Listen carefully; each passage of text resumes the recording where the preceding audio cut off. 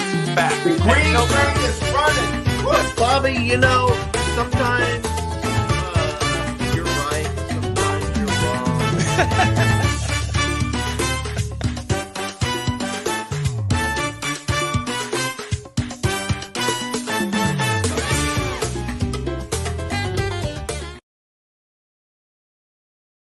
Good morning, good afternoon, or good evening, wherever you're watching from. I'm here with my good friend, Junior, What's up? also known as FinStanza, What's up, fish? the man, the myth, the legend. Oy vey. So, how are you doing today, FinStanza? Honestly, I'm like a little out of whack, but I'm enjoying these Saturdays a little more. I don't have to feel stressed on a Thursday night if I'm a little overtired. Plus, I don't want people to feel overwhelmed by me. And it's actually kind of nice not to have to host a show for a few weeks. It's nice to watch you on the other side. It's a lot of fun.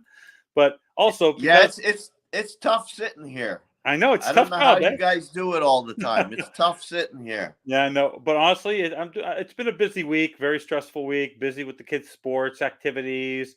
The weather here hasn't been great. We got hit with some major snow at the beginning of the week, so it's been a tough sledding the week, just getting used to the winter here, even though it's unofficially winter on the calendar.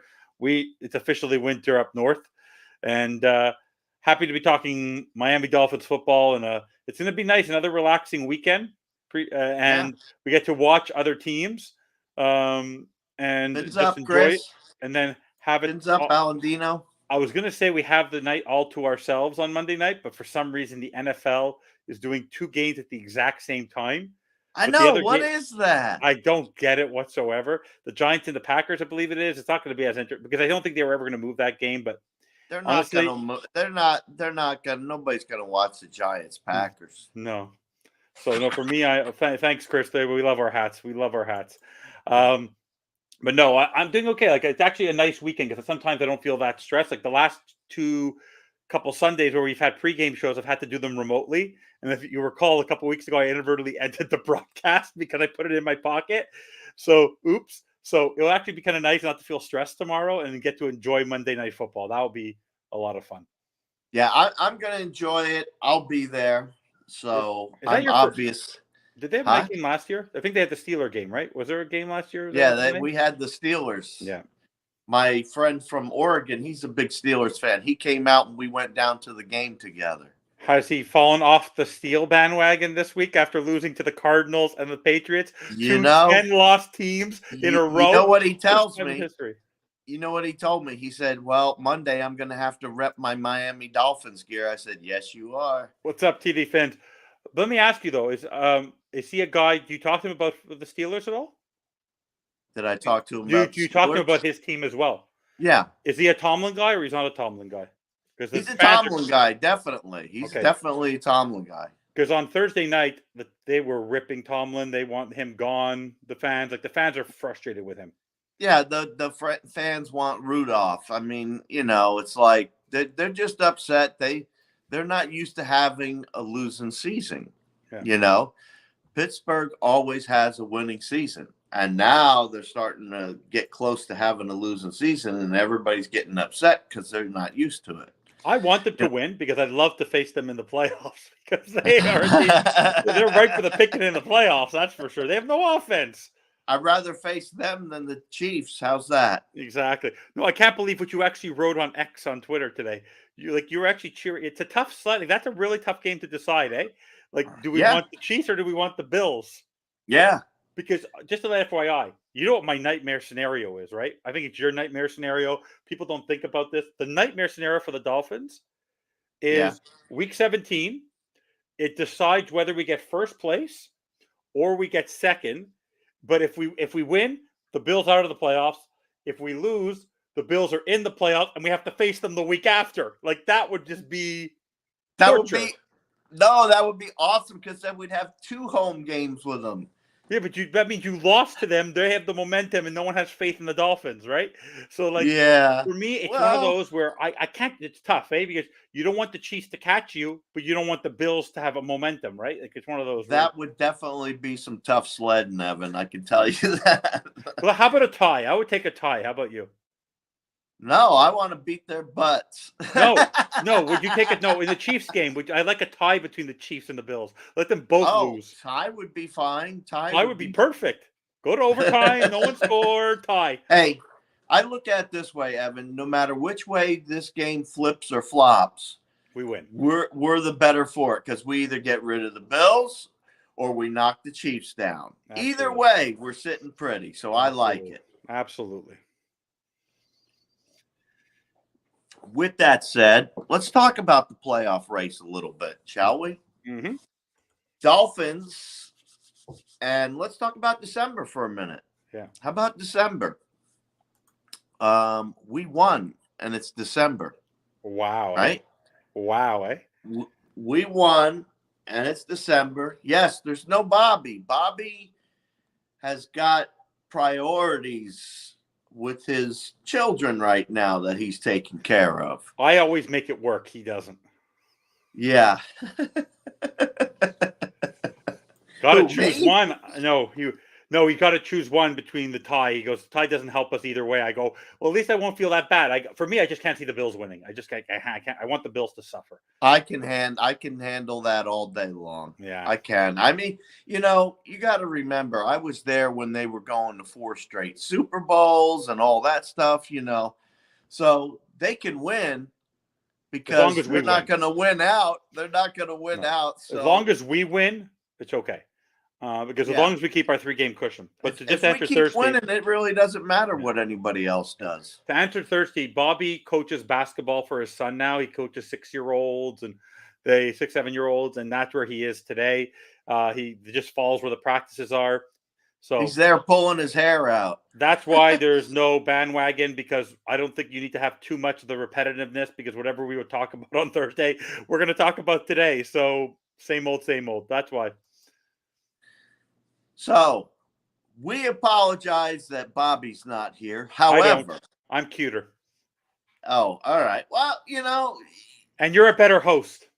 I'm here either way, I guess. But I do want to remind everybody out there, take your time with our sponsor. You need some nice drip to wear, go to Caneswear. That's a great place to go. They have great products with great prices. Yeah. I'm wearing it. I'm wearing them. So don't forget, because that's our sponsor. Yeah. Now, let's get back into it. December. Yeah. It's not the same as last year, people, so you can stop it now. We won. We've won a game in December, first off. The second part of this is, what is the second part, Evan? Do you know? Of what? Of this. The first part is we won in December. The second part is we won our 9th game already. Isn't that amazing? So this is not last year, people. No. I just want to put this out there. This is not last year. No, it's not. So Dolphins are in the heat of the race for the first place for AFC. I love it. I hope we get it. The Dolphins got their 9th win of the season against the Commanders last week. They got some help from the first seed in the AFC after the Chiefs loss and the Ravens bye. How confident are you, FinStanza, that the Dolphins can secure a seed higher than 4 in the playoffs and home field advantage? 4, 1,000,000%. 1, it's about, I would say I'm in probably about 60% right now. And the reason I say 60% is because of actually somebody who I already had a lot of respect for him, but he actually brought it to my attention he made it very clear this week on the Talking Head shows, and that's Louis Riddick, is what does our offense look like in December? And one of the key aspects of that is the offensive line and the running game. Because when we were the one game, if you remember, that stood out as our best game in December last year, where we ended up playing our best football, which was a loss, was the game in Buffalo. What happened in that game in Buffalo, which could have actually secured us a win? We ran the football.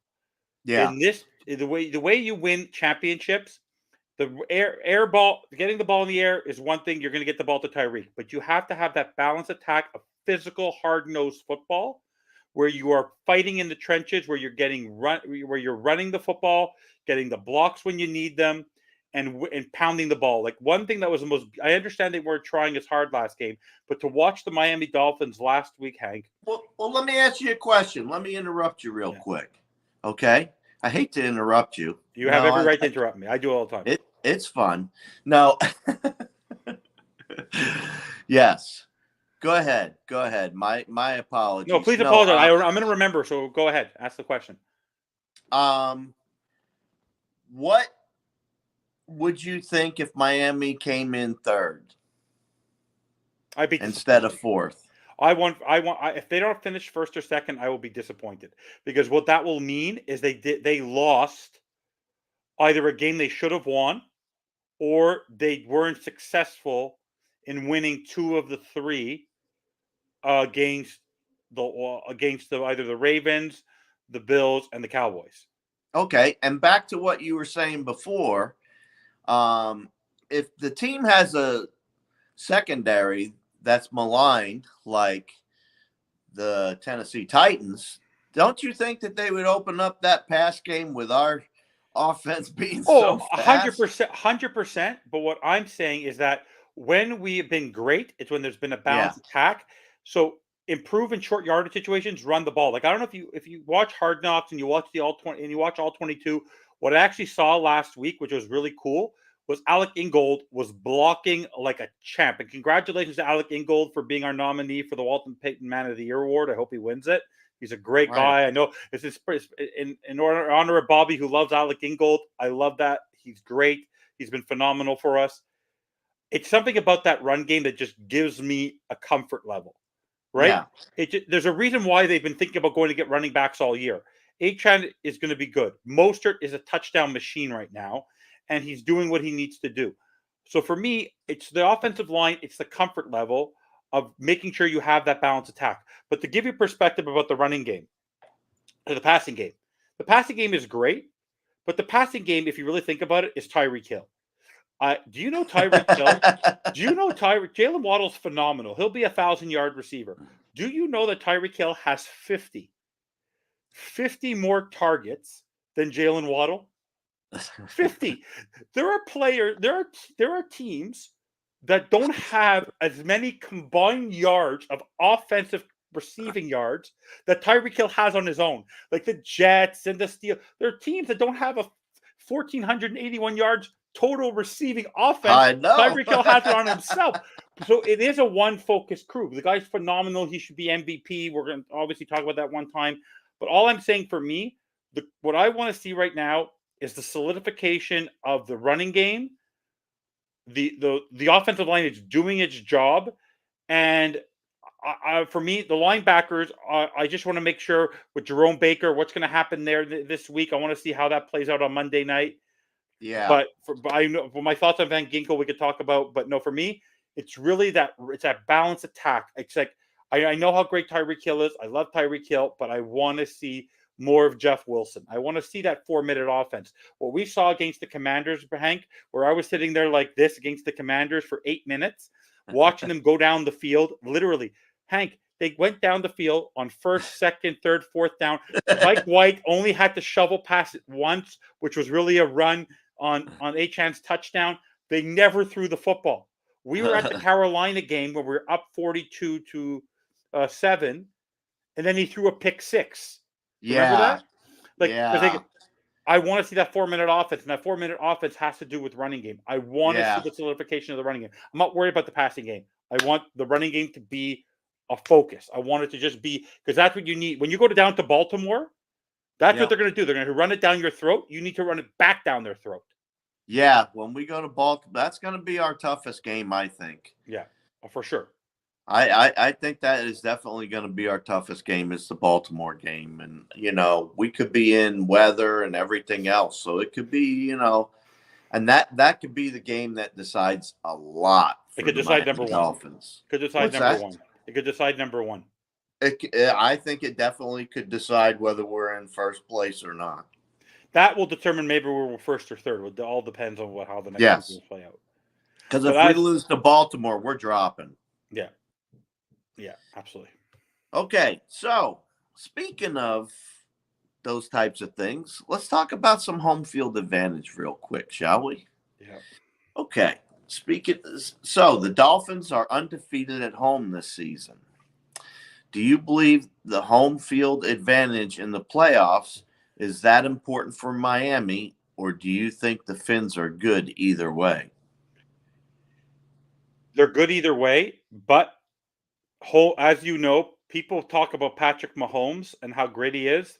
You've never seen him win a game on the road because he's never had to go on the road. Home cooking, the Ooh. comfort of your own home, being able to go to the stadium the morning of from not have is a very, very big difference. And Miami on that track has a level of confidence. There's a reason why Jordan Love beat the Chiefs at Lambeau. He wouldn't have done that if that was an Arrowhead. We know that. There's a very big difference. When you go into the playoffs into Foxborough, you knew you were in for a licking. There's something about playing in Miami the last 2 years that this team just has a comfort level that is just amazing. There's just Yeah. a feel there. There's a great feel there, and it's loud. It may not always be full, but it's loud.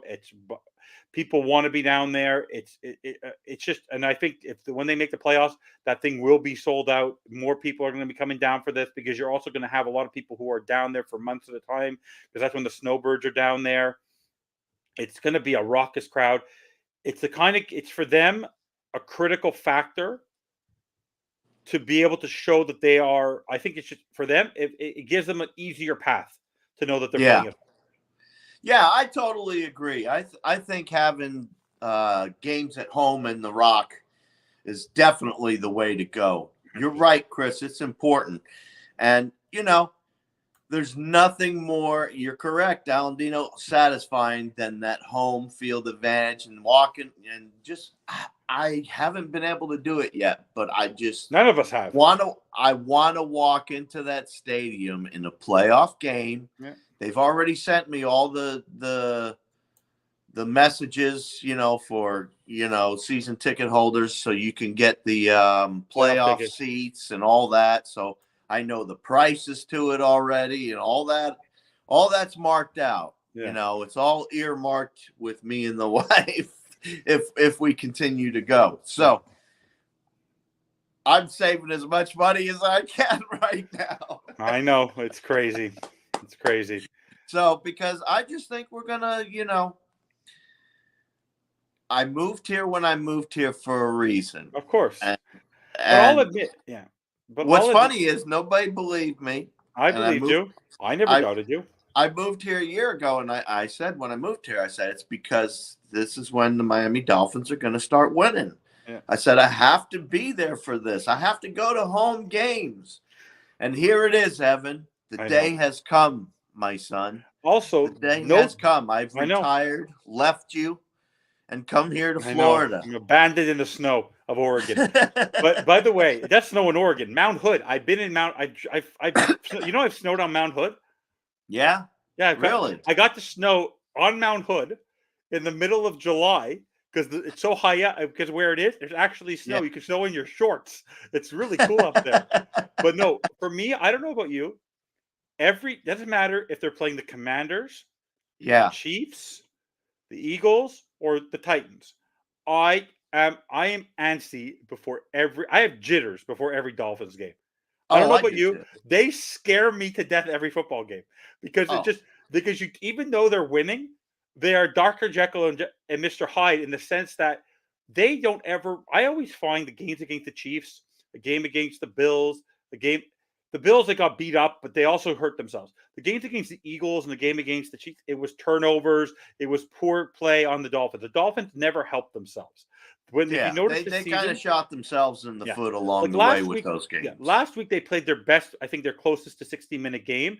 I only said, which actually has been what you've been harping on all year, the one area I feel is still a struggle is the run defense. And that's what makes me nervous about Monday. Yeah. Because you're facing the Jim Brown of this era. Yeah, and we'll get into that a little later. Yeah. We will.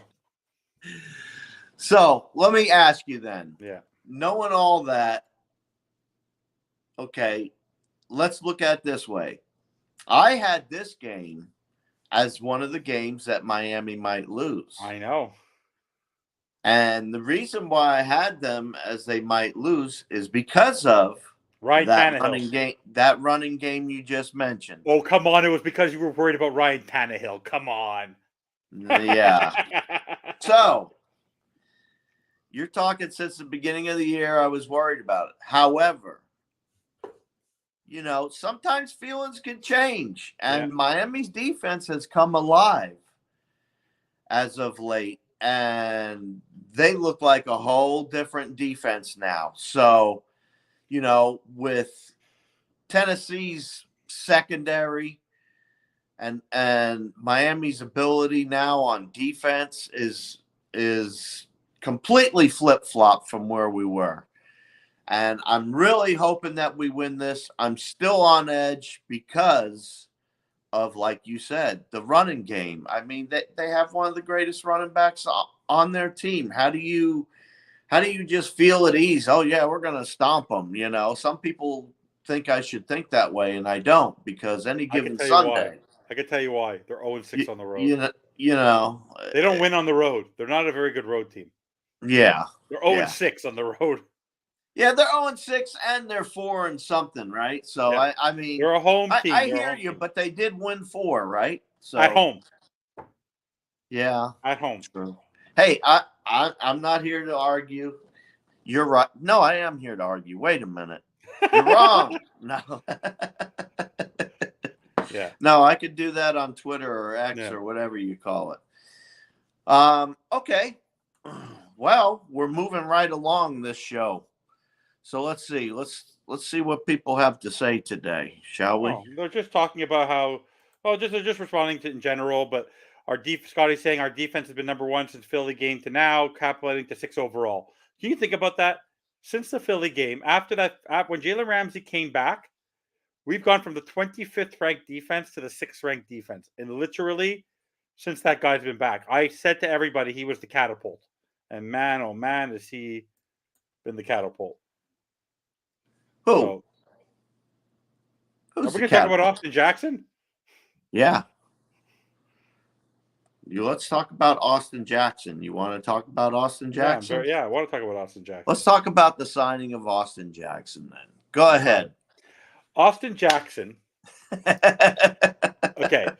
At the beginning of the year, none of us had faith in this poor guy. The narrative of the media, and Tua really threw some shade on it this week. Wait a minute. Don't say none of us. I said most of us. Not me. Never me. I had Liam Eichenberg. Liam Eichenberg, fine. Austin Jackson, I had faith in. After we saw how he trimmed down and bulked up, yeah, I said, I don't know, man. And the coaches were saying a lot of good things before the season started about him. But go ahead. No, but the one thing about Austin Jackson, when he was taken out of USC, he was a very athletic guy. But he had a bone marrow transplant for his sister. The guy was also going into a situation similar to Tua, where they're going into a coach who had no interest in helping the offense. Yeah. There was Coach Lem, who's still our assistant, but he was put up to offensive line coach. They had constant changes on the offensive line between Chad O'Shea and Chan Gailey, and it was constantly changing. There was no consistency. Channing Frye, all this nonsense. So he was never given any development. Then Frank Smith comes along, and with Matt Applebaum last year, and there was some development, but then he got injured. This year, Butch Berry, they put him at right tackle. They told him focus on right tackle, and he has been phenomenal. Now, instead of having to worry about his option and anything like that, you now realize you have a guy there who is athletic, who's not caused issues, who's part of the Tua crew. Between him, Robert Hunt, who they're going to settle with also, they're going to solidify that right side. The reason I'm happy for him is because he shut down the narrative. He was ripped as much as Tua and didn't let it phase him. He could have let it phase him, and he could have fallen off to the wayside and could have ended up on a practice squad or cut or traded. But the guy kept going and going and going. And you know what? That line of Chris Greer saying we're more worried about the offensive line than we are, He's right. Look at last week. They what's his name? Armstead went out, and Lamb was wearing this brace around for his back. And they put in Keon Smith, and they didn't miss a beat. The offensive line right now is developed in the fact that they have depth. They're able to move people across wherever they go to. Kendall Lamb can go from either tackle side. Liam Eichenberg can go from center to guard.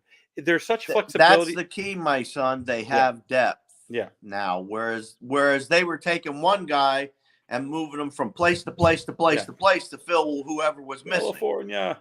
Yeah. They stopped doing that now. If So you look- you're right. And you know what's amazing about the Dolphins is the fact that they're such a family-based team. Like Tua going to bat for him, ripping on, not ever saying his name, but ripping on Flo and how he was affected by it as well. And there was no confidence level there. But it's just amazing to see. And the fact that Austin Jackson, they had the sun rising. He was there like at 7 a.m. or 6:30 a.m. signing the contract. It was really cool.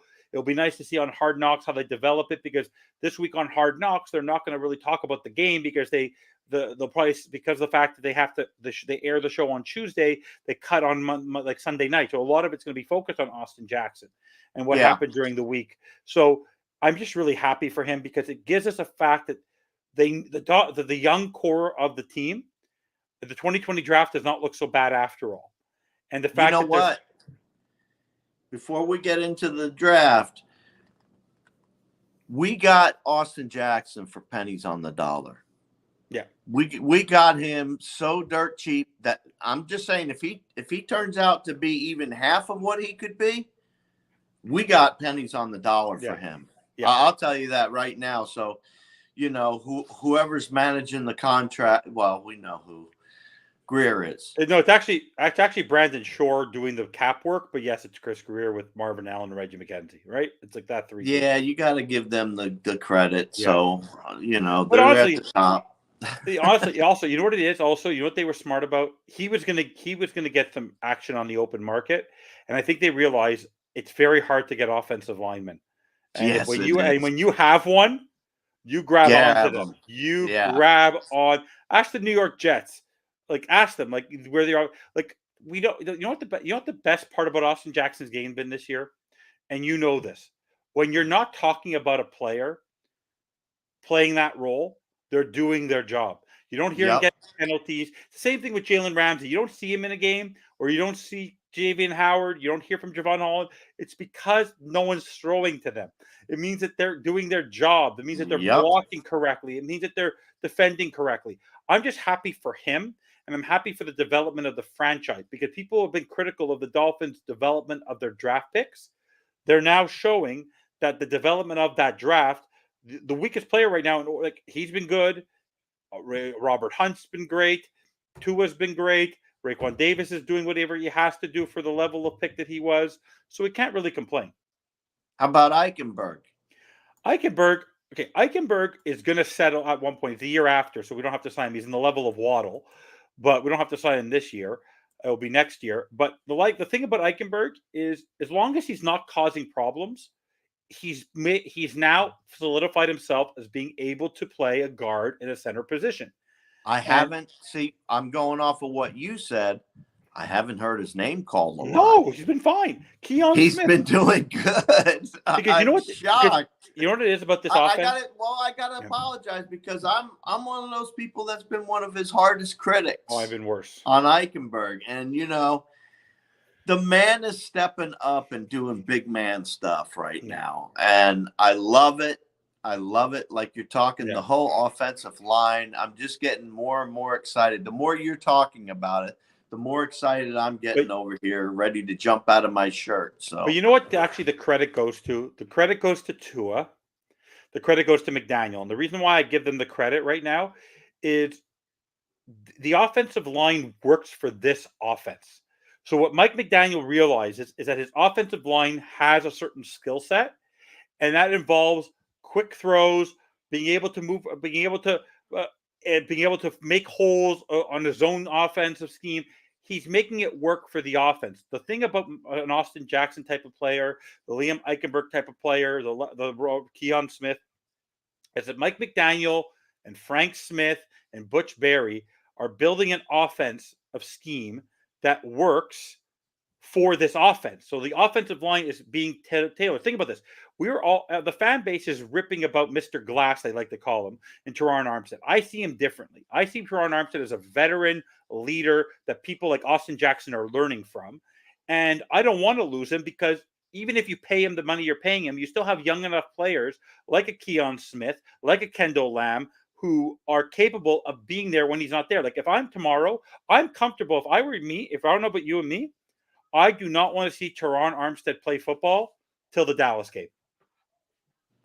Whoa. Keon Smith did his job last week. If Kendall Lamb is healthy, play Kendall Lamb. I want Teron Armstead for the last 3 games of the year and the playoffs.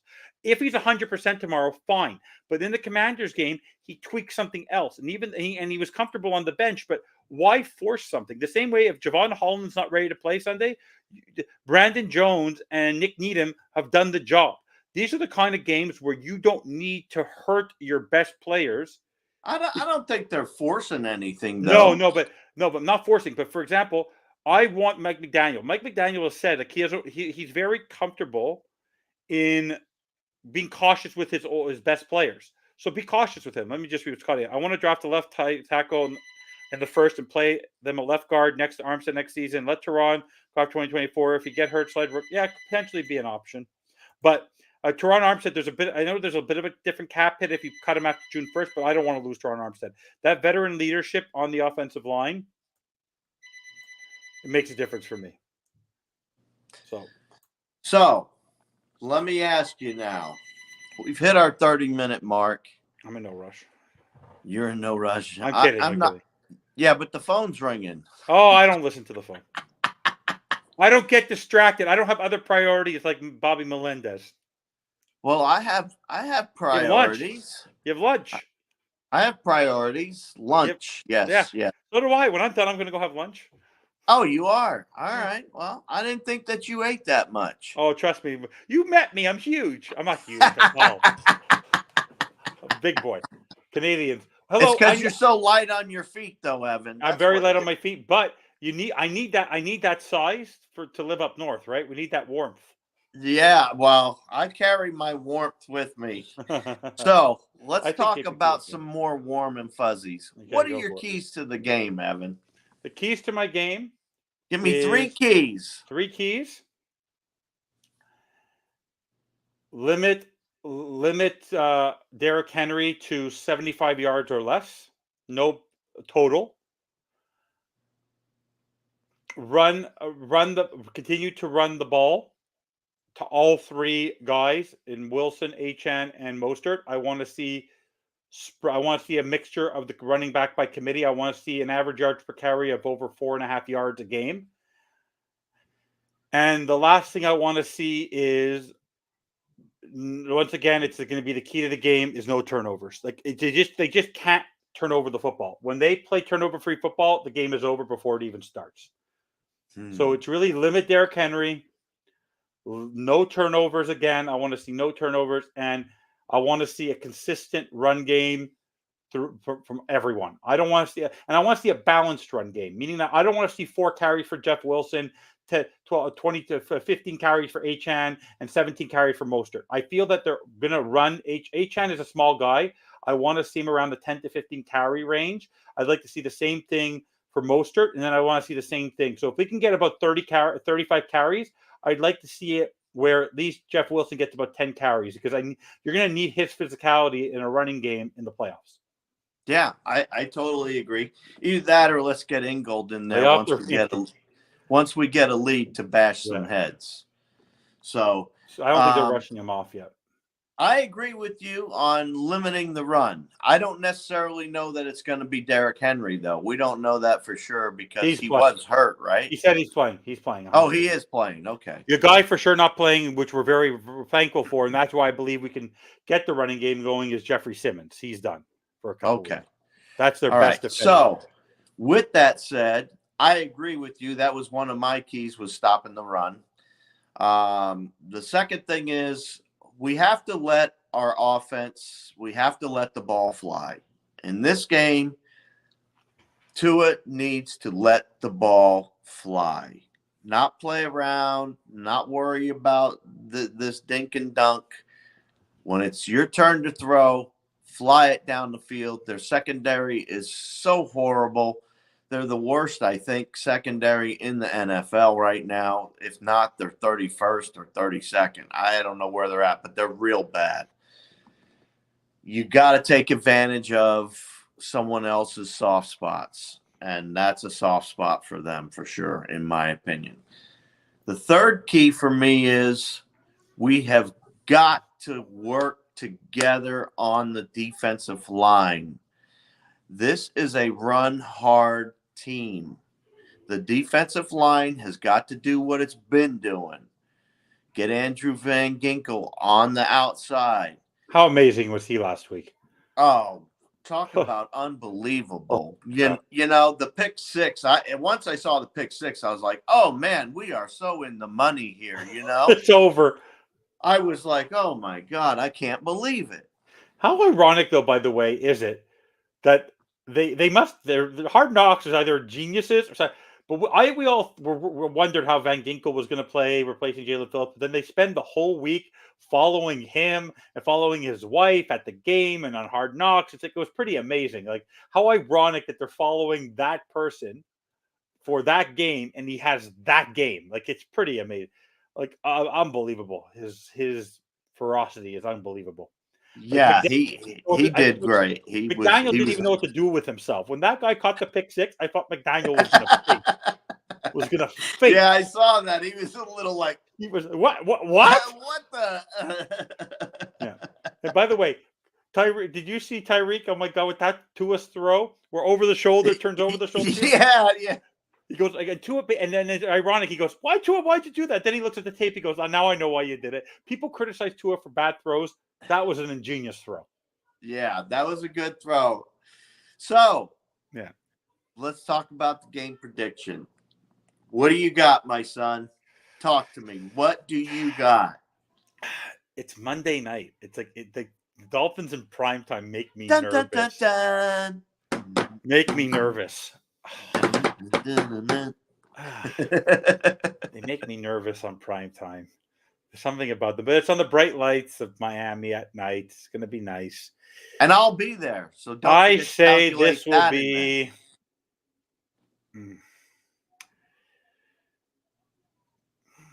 fine. I'll go high. 42. You'll go high like we forced you. 42 to 10. 42 to 10.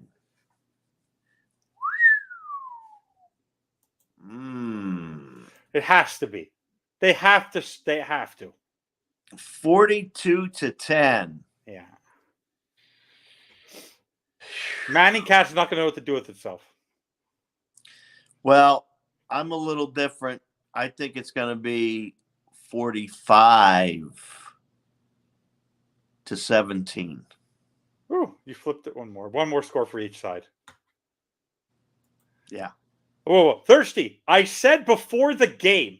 I didn't say 2 days before the game. I said right before the game. I get stuff in I get little birdies in my stomach. Okay. I said before the game, thirsty. I never said my predictions. I said before the game. Chris has 35 to 9. I like it, Chris. 38-13 for Aladino. Yeah. Love it. These are, you know, and these are all, what's funny is these are all believable scores, and it's our second game in December. Yeah. We suck in December usually. This is awesome. I'm loving it. I'm loving it, Evan. You know, you got to be excited for they this have to year. they have to put the pedal to the metal. They have to step on their throats. It's they need to go in with as much confidence as possible because this week last few weeks is a low. If you look at a lot of the other teams that are great in this league, if you lose to a bad team, it hurts you. Yeah. So you have to put the pedal to the metal. And the Dolphins aren't just fighting for first place. They're not just No. fighting for home field advantage. They're not just fighting for the proving of December, but they also have record. Also, while you're doing this, go break some records. Go break the offensive record for the most yards and most points in a year. Get to have a big game of 400 plus yards. Let Tyreek put up another 175 to 200 yards. Put him that much closer to getting to 2,000. Like, because personally for me, I would love him to have the 2,000 before the 17th game, because then people can't say, well, if he has less than Calvin Johnson heading into the 17th game, and people will say, well, Calvin Johnson, if he would have had a 17th game, would have had 2,000 yards. Is the record sort of like a farce? I just want them to keep on putting the pedal to the metal. I just want to see the greatest show on surf. Yeah, I totally agree with you. We have it. You might as well use it. Yeah. And if we look at the schedule, we got the Titans, we got the Jets at home, we got the Cowboys at home. Then we go to the Ravens. Then we come back home for the Bills. Just looking at that schedule, I'm excited. Excited. How lucky could we be? Because there's no excuses. You have 4 or 5 games at home. It doesn't matter who you play. No team would the schedule gods gave them at 9-3 the next 4 of the next 5 games at home. Like, you can't ask for more of a Christmas present, Mike McDaniel. You're home. You control the element. The weather is going to be perfect for 4 of the 5 games you're playing. Like, you have no excuse. There's no excuse. None it's at home all. Cooking. It's relaxing. It's just, and they're a different team at home. Completely. And I love it when they're at home. Yeah. And by the way, there's some, honestly, I don't know if you saw it. We saw it from your hotel room when we were there, the Dolphin Stadium lit up at night and then the way they play offensively, the light, it's going to be great. The only thing is that unfortunately the sun blaring down. You know who's most excited for the football game? The people most excited are the people who bought tickets for the football game, who are sitting on the visitor sideline, because they're not going to have the blaring 20 extra degree sun blaring down on them. They're going to be going, we're as cool and comfortable as the rest of the people in the stadium. It's actually supposed to be cold. What's 65, cold? like 65. That's not for me. For Floridians, that's cold. I know. Hank, you're from Oregon. Do you know? I'm a Floridian. I live here. I go down with when I'm down there down south, and I go down to it's 68 degrees, 70 degrees. Okay. I go down to the pool. People drive by, come to the pool going, how are you guys in the pool? It's 70 degrees. I go, this is hot. They're in sweaters and with parkas. I go, that's Kelly. It's 32. It's 30 degrees here in Montreal. I'll take 70 any day. 70 heat wave. What's up, Ray? Fins up, Ray. 38-20. Anyways, Thirsty's not going to be at that game. He'll be at the Jets game. And by the way, we do know for a fact that we don't have to worry about Aaron Rodgers next Sunday, so we won't have to worry about that. And they cut Tim Boyle. They cut Tim Boyle, poor guy. Yeah, looking at our schedule. We're rolling at 10:05, Thirsty. Which game do you think is going to be our hardest one? Do you agree? I think it's the Ravens. Guys, Hank, we'll stop before we go. Ray, tell Ray where he can find you. Oh, you're going to try to find me, Ray? He's coming Monday. All right. I'm at the southeast corner, literally the southeast corner of the stadium. Yeah. There's a tunnel that you go down under and into the stadium. I'm right across from that tunnel. It's orange, section 2. I believe the parking number is 300 and something. The row. But it's really just look for the bright. Also, look, and the entrance is right across the street from the Uber and the Brightline. Yeah, if you follow the Uber and Brightline path to the stadium, you'll see me on the right. No, Thirsty. There's no pregame for us tomorrow. We're gonna just do our pregame on Monday night. But What Thirsty, time? if you want me to jump on with you at one point tomorrow, I could probably grab it for about an hour. What time's the pregame? Our pregame is going to be at 6 p.m. on On Monday night, we have Marissa Marino from Dolphins Talk who will be joining us on Monday night, where I will promise to behave. She doesn't know what she's in for. But Bobby always got has anything else, Evan? Oh, I was just about to say that Bobby always has a disclaimer that people see before they have to put up with me for the first time on podcasts because I'm a little crazy. My only thing I'm gonna have to say is for me, I really cannot. I understand sometimes it's realistic, and I love Hard Knocks. Honestly, that show for the Miami Dolphins could not be better. It's like a free agent tool for us to be able to see what the team is doing with the Christmas stuff, with Van Ginkel, the whole thing with the roller coaster thing where they had it planned at practice and they were setting it up. McDaniel with his shoes talking to the ref. It just there's a Alec Ingold, like just the Tua being excited to Tyreek and him fighting on the sideline, or Tua asking if he could sit in between the running backs and they were squishing. There's just him breaking one of the guys. He broke Skylar Thompson's what do you call that thing? Paperweight that you shake and the bubbles go. What do you call that thing? You called that a globe. A globe, a snow globe. Like he broke his snow globe on the show. Tyreek, like Wes Welker going after Tyreek and telling him about the whole DK Metcalf thing. Are you going to run that fast? There's just something about this team that's just so. It's like it's very addictive. The Miami Dolphins are an addictive franchise right now. They're fun. They're just fun.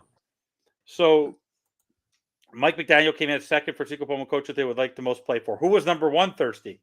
Can't just tell us who number two is without telling us number one. Bill Bell. Who could possibly tell us that? You can't really do that. But no, for me, it's just I'm happy. Tomlin, not according to the fans. I can promise you that. Trust me, the fans don't want Tomlin to be their coach anymore. Oh my god, holy crap! But can you imagine Dolphins land if we were to lose to 2 10-loss teams in a row? Can you imagine the Hard Rock would not be standing? Hard Rock would it wouldn't even be standing. That the Twitter would explode. But for me, I love being with you. I love being on Fin's Talk today. I love just chilling, talking football. I'm happy for Austin Jackson. I'm happy for Tua last week. Tyreek is going to hit 2,000. The defense is playing gangbusters. I'm happy for Andrew Van Ginkel because he's going to get paid next year. I'm very happy for this guy. A couple months ago, the guy didn't even have a home. Vic Fangio, honestly, what he's done with that defense. You and I made a prediction, and you and I both made this prediction. And I said it for sure. They were going to be top 10 in both, very likely top 5. And they're going to be top. Imagine this, Hank. We can go around, you and me, with our nose up in the air telling everybody, who were the guys who said top 10, top 5 offense and defense this year? Who said it? And I want to remind Bobby Melendez, because clear as day, Jalen Ramsey is just as important on the defense as Tyreek Hill is on the offense. You want proof? 25th ranked defense before he got there, 6th ranked defense 6-7 weeks later. Kaboom, kabing, jackpot. Bada bing. Bada and boom. With that said, we're out of here, folks. And as always, we want to wish you a happy Monday Night Football. We'll be back at 6 p.m. And before we leave out of here, we always want to wish you a fins up.